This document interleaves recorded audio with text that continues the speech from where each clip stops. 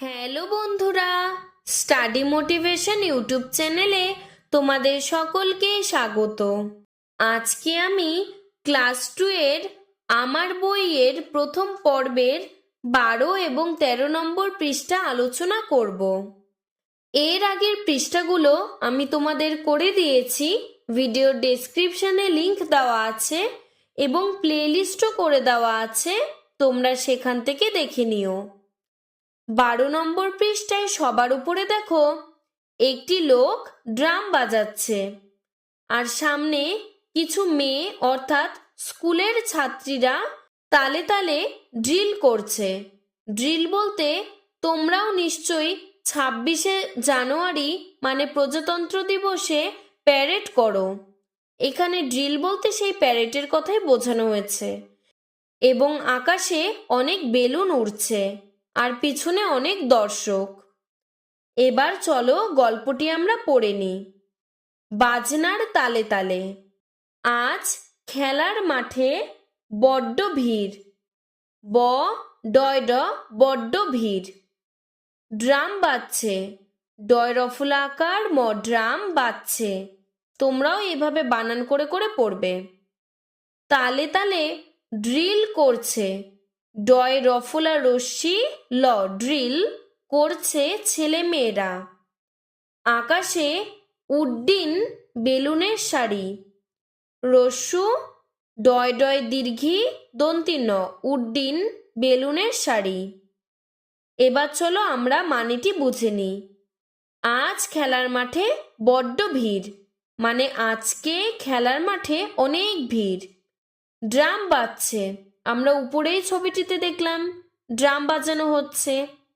তালে তালে ড্রিল করছে ছেলেমেয়েরা, ড্রিল মানে প্যারেড করছে ছেলেমেয়েরা।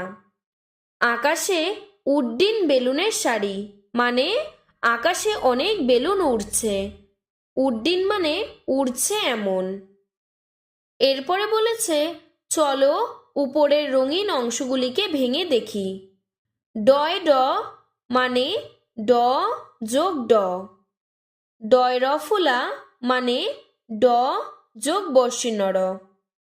এরপর বলেছে এসো একই রকমের নতুন কথা শিখি।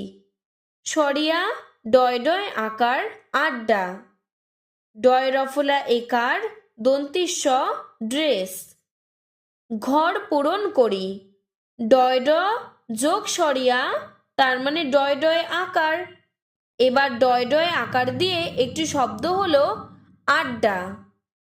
তারপরে ডয় ড যোগ দীর্ঘই তার মানে ডয় ডয় দীর্ঘি। ডয় ডয় দীর্ঘি দিয়ে একটি শব্দ হলো উড্ডিন। ডয় ড যোগ রস্যু তার মানে ডয় ডয় রস্যু।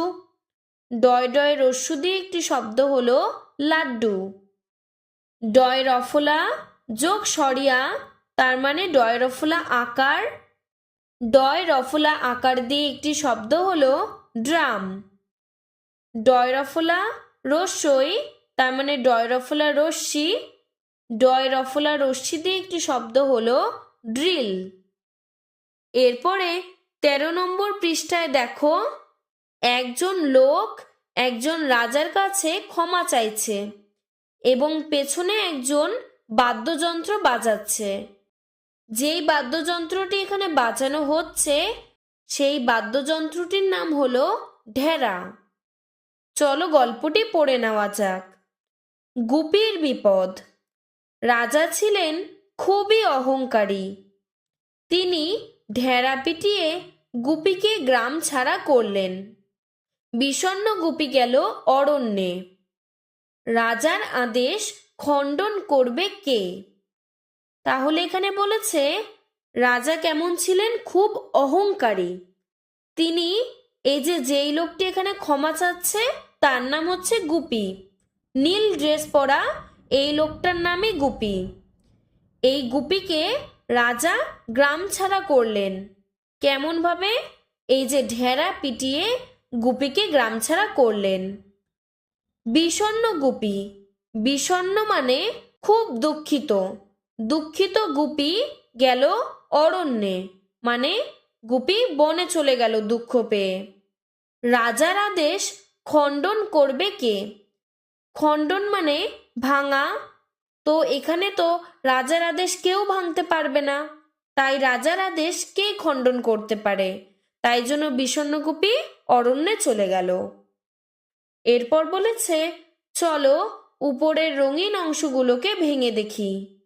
ঢয় জফলা, ঢ যোগ অন্তস্তীয় জ, নয় ড, মূর্ধন্য যোগ ড, মূর্ধন্যয় ন, মূর্ধন্য যোগ দন্তিন্য, মূর্ধন্যয় জফলা, মূর্ধন্য যোগ অন্তস্তীয় জ। এরপরে বলেছে, এসো একই রকমের নতুন কথা শিখি। ধ মূর্ধন্যয় জফলা আকার, ঢয় জফলা, ধনাঢ্য, ধনাঢ্য মানে ধনী, মানে বড় লোক। ভয়াকার, নয় ড, ভাণ্ড, ভাণ্ড মানে ভাঁড় বা পাত্র। হয়রস্যি বসিনর, মূর্ধন্যয় জফলা, হিরণ্য, হিরণ্য মানে সোনা। এরপরে বলেছে, পাশের ঝুড়ি থেকে কথা নিয়ে বসাই।